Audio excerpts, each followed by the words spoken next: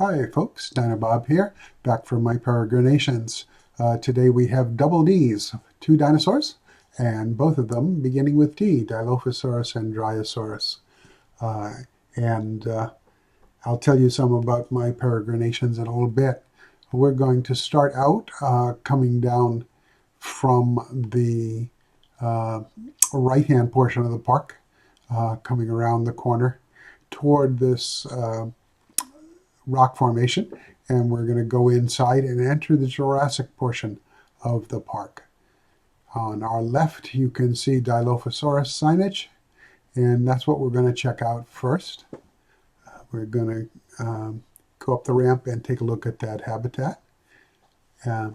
Anyway, I saw what are probably Dilophosaurus footprints as part of the trip in southern Utah, and a bunch of other footprint sites as well.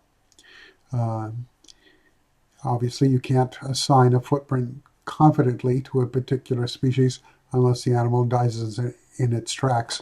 But the location and the animals known from there give you a pretty good idea of what kind of animal left those tracks. Anyway, so besides the ramp here, we've got a little shaded area ahead for guests to take a break or eat their lunch, and another entrance into this viewing area.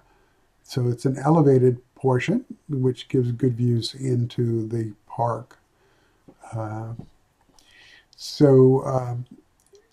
managed on my trip to add a lot of viewing of full reconstructions of dinosaurs to my life list, particularly in the Natural History Museum in Utah at Salt Lake City, which is heavily devoted to dinosaurs from Utah. So a lot of them have been named since the last time I was in Utah. So that was pretty exciting. You can see this juvenile Dilophosaur here. His crest is not fully developed, or her crest, I'm not sure which. One of the big dinosaurs in this habitat is actually a leucistic mutation, and there it is, sort of the head of the group in here. It's a sort of heightened version of the basic skin in a way, and not as dramatic as some of the mutations. So in the course of traveling in Utah and Colorado, went around what's called the Dinosaur Diamond, 4 points that highlight notable find areas and collections. So pretty exciting. Not a lot of discovery in that portion of the trip. That was saved pretty much for Alberta. And that involved visiting the Royal Tyrrell Museum in Drumheller and some of the areas around there, and also Dinosaur Provincial Park, which is an amazing place. If you ever have a chance to go there and take some of the tours, particularly into the reserve area, and you're a dino fan, you'll be in, as they say, hog heaven. And the other major site visited while there was the Devil's Coulee egg site, which was kind of exciting for me because I first heard about it the year it was discovered, having visited Dinosaur Provincial Park and talked to a ranger who was telling me about it. They had just found the site on the last day of the collection season. And this time I got to go visit the site. My companion managed to find what may be some more eggshell, which they always like to collect. And we got to see where there's some work being done there on possibly a whole new Hypacrosaurus. I don't mean new species, but a new specimen there at the site. Anyway, we got baby Dilophosaurus wandering around here, as you've undoubtedly noticed. These two hanging together pretty well. Of course, I say that and they split up, right? Or at least one is more enthusiastic about heading in that direction than the other. But during the course of time at Dinosaur Provincial, we managed 2 of the tours out into the reserve area, one to the Centrosaurus bone bed, which was just littered with bones and bone fragments, actually pretty hard to avoid stepping on them in some places. Much more bone visible than my previous visits. And the second one was the first time I've managed a fossil finders trip. We went out into the reserve and looked at several sites that were either former quarry sites or places that they knew had fossils, such as a microsite. And the good finds there, the ranger picked 3 specimens to show to everybody, and 2 of them were ones that I had located, a Champsosaur vertebrae and a Tyrannosaur toe bone. Anyway, back to the video. You can see the Dilophosaurus signage here with the entrance, foliage to emphasize that it's a desert environment. And then this little down on the dinosaurs level viewing area as well, which the guests seem to be mostly ignoring. But we can go look at it, and it provides a look into areas that are not easily seen from the above area. On the other side of the walkway there is the still unsigned ice cream cave. And you also saw the other rock formation that leads into the rest of the park.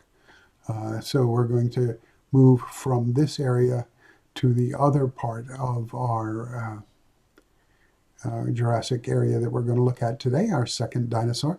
You saw the glimpse up the road. That's for the next video. And we have a roofed area and glassed in portion where our guests can get close to our Dryosaurs. So let's go in there and get close to our Dryosaurs. We'll spend a little while looking at them. We have one mutation in here. We have an albino. If you've been following the series, you saw this little gal from the nursery area. She's grown up quite a bit because I spent a lot of time arguing with the settings about whether the dinosaurs were going to grow up. And I think that's finally straightened out. So we have a lot of extra dinosaurs in here and new babies that weren't in the nursery so that I could have the adult and baby effect in the habitat. The perhaps more exciting news from the visit to Alberta is we reported a number of locations to the ranger, and he is duly reporting them to the Tyrrell to see if they want to be excavated. Most exciting to me is the possible ceratopsian frill that, oddly enough, was located at the previous dinosaur I reported to the Tyrrell, which alas they did not collect. It was a limb bone. They have tons of those, so they decided, I guess, that they didn't have the resources necessary to go after it. Oh well. But I'm waiting to hear if he gets the permission and what it really is.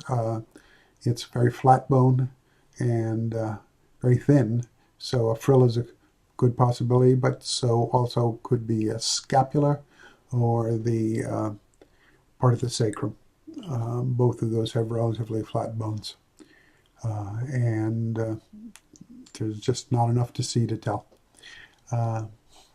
So anyway, I consider it a very successful trip. And I consider both of these habitats pretty successful. We're going up now to take a look at the overhead on the Dilophosaur exhibit first with the care building in the background there. And then we're going to pull back for the Dryosaurs. The Dryosaurs do not have a care building. They do have a shelter, and they also use the large log there as a place to take rests. So, like I say, good sense of where it is in the park from this pullback, and Not quite all the way to the waterfall in there yet, anyway. So the next video will be another Jurassic animal. We'll be going up that walk we looked at and visit it in the next video. And we got some animal footage coming up in a bit. And then a little bit short. They weren't being terribly cooperative for the camera. So enjoy them while you can. There's our lovely little albino gal hanging around with her crew. And of course, tail sticking through everybody. She was being really runny and just cruising around everywhere. And finally getting a snack. Anyway,